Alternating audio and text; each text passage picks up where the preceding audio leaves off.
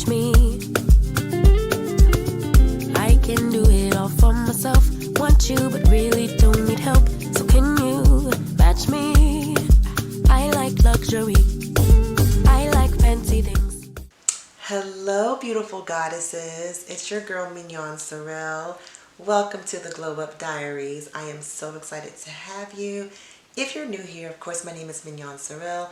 I'm a mother, an entrepreneur, and someone who is on a very, very specific journey to self-elevation and bettering myself. And I cannot wait to take you along with me. So today, on today's episode of the Gleaux Up Diaries, y'all, we're going to talk about my personal top 5 self-care rituals where I really just had to be on a regular schedule, and I practice these rituals, these self-care rituals on a very regular basis so that I can stay ready so I don't have to get ready, okay? That is the name of the game. You don't ever want to be chasing something. We want to be prepared. So today we are talking about how to stay ready without getting ready by practicing my top 5 self-care rituals on a very regular basis. So let's get into it. So for me, number one, my number one self-care ritual that I have been pretty much like in tune with for over 20 years, y'all, I have to go to the gym.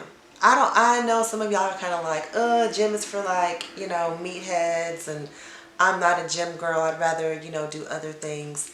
It doesn't matter, y'all. Get at least 3 to 5 days worth of physical activity. But for me, my go-to is the gym. Now, I know that might sound like a lot because, yes, I am a professional bodybuilder. I am a bikini pro in the IFBB. So that's been a part of my life for a long time. But it's something about going to the gym and setting goals and watching yourself evolve week after week, month after month, that just, I don't know what it is. I just love going to the gym. So I commit myself to physical activity, even if it isn't the gym. As of lately, I've been really into Pilates. I go to a Pilates class at least once or twice a week. It's really helped with my posture. It's helped with my core. Especially for moms, sometimes we suffer from diastasis recti, where your stomach pokes out because the baby's been in there for 9 to 10 months and it's hard to go back in. That's actually helped correct my diastasis recti, so I highly recommend. An alternative to the gym or to weightlifting would be yoga or Pilates, but specifically Pilates, because I have seen such an improvement in my physical, in my shape. I feel like I'm longer. Maybe I'm like exaggerating. Maybe I'm seeing it, I'm not seeing it the way other people see it, but I definitely feel leaner. I feel longer. I feel like my muscles are elongated. I'm a short girl, so anything that makes my legs look long, I'm here for it. But just back to the basics of physical activity. I personally go to the gym, or at least get some sort of physical activity at least 3 to 5 days per week, and I give myself 1 to 2 days of a rest day. So, ladies, get in the gym, or like just get some physical activity. Just get some physical exercise. Go outside, go for a walk, take your kids, put them in the baby stroller and walk around the neighborhood. Something, but that is my staple. It's my go-to. It is a non-negotiable for me. Number 2, another non-negotiable tied into my fitness, my physical fitness, is what I put inside of my body. Solid nutrition. I have to stick to a solid nutrition plan. Now that doesn't mean that I don't indulge, that I don't eat the waffle fries from Chick-fil-A with the Sunjoy, because it tastes delicious. But I like to make sound, healthy eating decisions. I like to make sure that I'm putting whole, nutrient-dense foods in my body. And the way I do that without falling off the wagon and reaching for the Cheetos every time I'm hungry is I meal prep. And I plan my meals, and I know what I'm going to be eating at least 2 to 3 times throughout the day. That way I'm not subject to reaching for Cheetos or reaching for M&Ms or Oreos, or when my kid wants to come in and eat whatever he wants, I'm not eating the same thing that he wants to eat. I know that meal prep can be a lot for people, especially for those of us who do have children, especially little, small children, where you have to watch and be vigilant and make sure they don't tear your house up, like mine. I highly also recommend getting meal prep or meal delivery or prepackaged meals. One company that I use is called Trifecta. There's also another one called Factor, but at least you know that you don't have to put too much thought into what you're preparing or what you're eating. It's already done for you. But the bottom line when it comes to nutrition, y'all know the difference. You know what a healthy choice is versus a non-healthy choice. And I'm not saying you have to be 100% solid nutrition 7 days a week, 24/7. Of course, give yourself cheat meals and indulge, and then live life every once in a while. But for the most part, I would say I'm about 70 to 80% on a solid nutrition plan. Number 3, this is a big one that nobody talks about, but it's big for me, and it should be big for anyone who is a lady and has a vajayjay, okay? And that is feminine hygiene. I have to keep my feminine hygiene paramount, honey, because you only have one. You only have one vajaj. And if you don't take care of it, it could cause problems in the future. So first things first, make sure that you get your annual pap smear, your annual exam, to go over any concerns that you might have with your OBGYN or your physician, your doctor. Bring up any concerns that you may have. If you're of childbearing age, if you're getting towards the end of childbearing age, entering into menopause, if you have concerns about what's going on down there, make sure you're not silent and you're voicing those concerns with a trusted healthcare provider or an OBGYN. One thing that I do on my own to, make sure that my feminine hygiene is paramount. I don't use products down there that would irritate me. So I use feminine care products that are specifically formulated for your kitty cat, okay?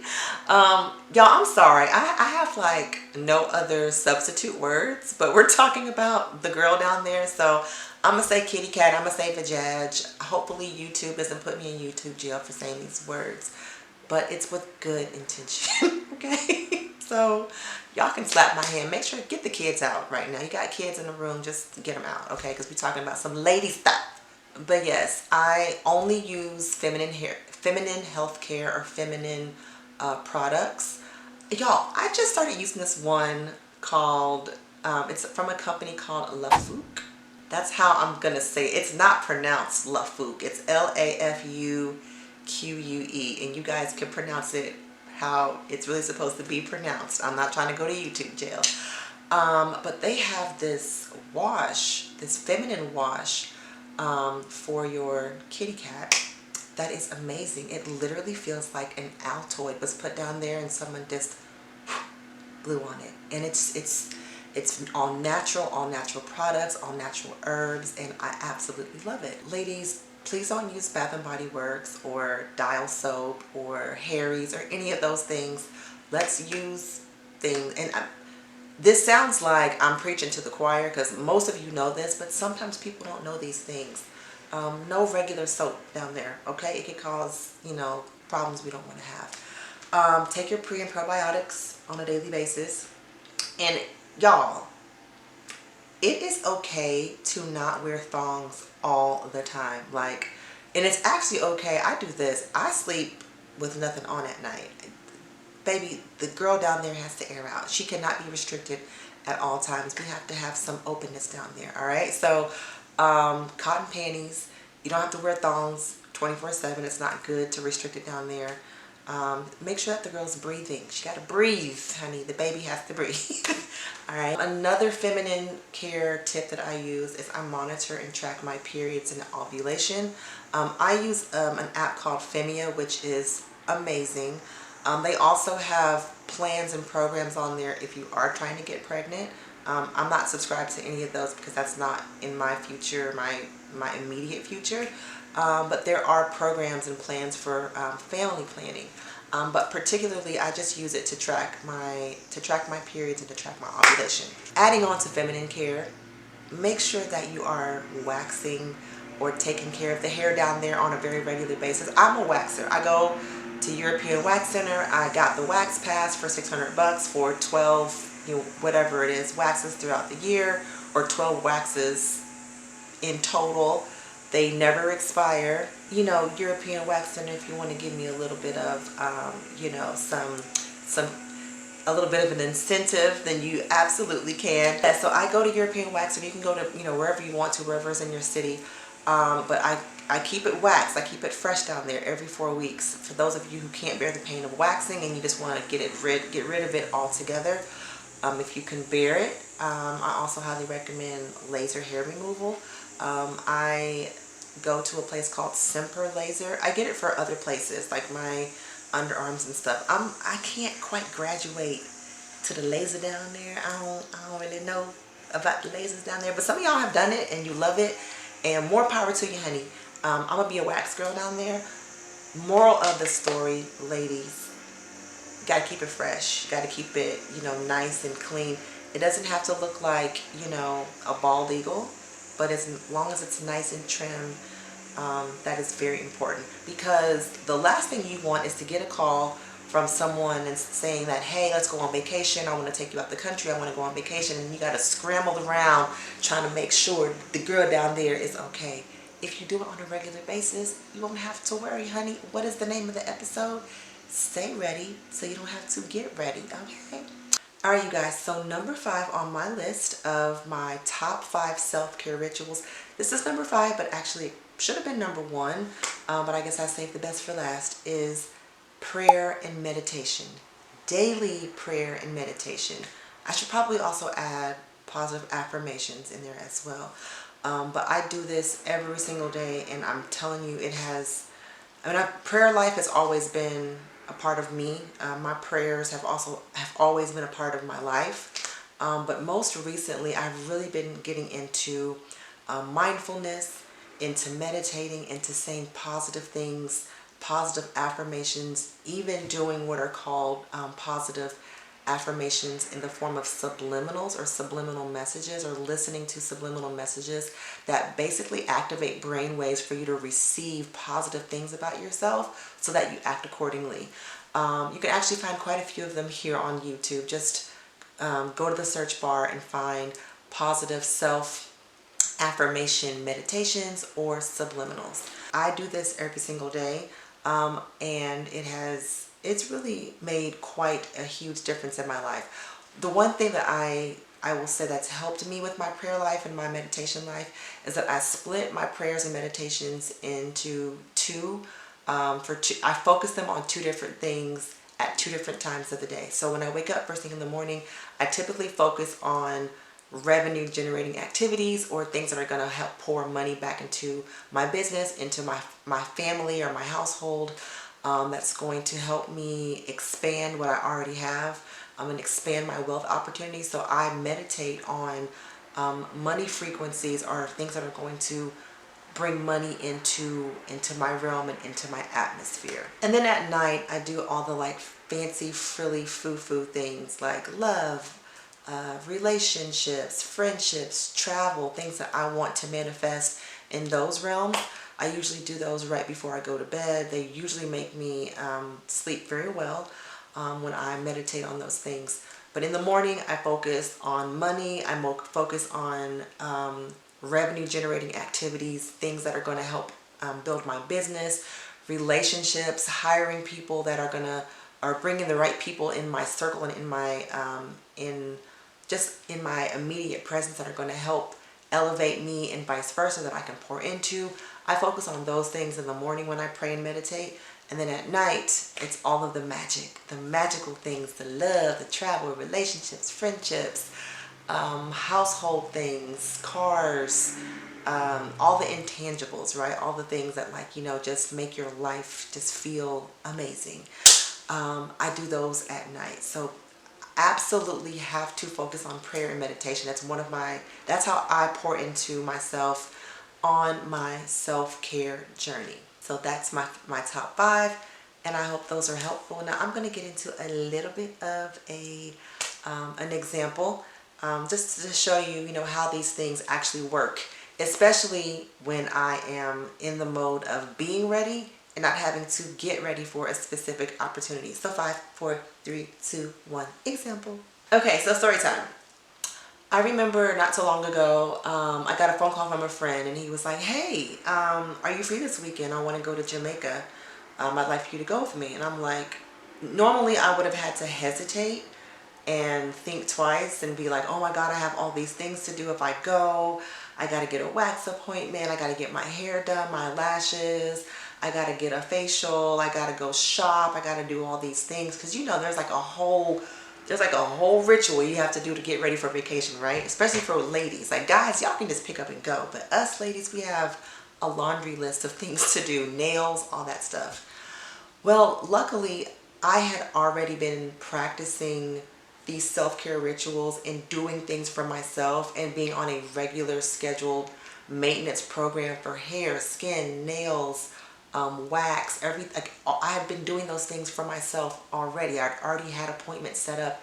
It just so happened, just divine timing, by the time that he called me, I would have already completed the majority of those appointments that I did for myself. Not for the vacation or for him, but just these are things that I like to do for myself because I like to do nice things for myself. So that was an example or a case where I didn't have to get ready because I was already ready. I had already set these appointments in advance. Hair, I think I had done like a couple of days ago. My nails, I believe I had done like either that day or I'd scheduled it for the very next day prior to going, on this vacation. So that's just an example of if you're already doing the things, if you're already committing to pouring into yourself and doing your own self-care rituals. Again, we're not doing this for other people. We're not doing this for glory. We're not doing this for like we're fishing for compliments. We're doing it because this is our form of self-love. And when you pour into yourself and when you have love within yourself and you're taking care of yourself, you're taking care of your physical, your mental, and your spiritual, other people are going to see that. He probably saw that like, wow, she looks nice.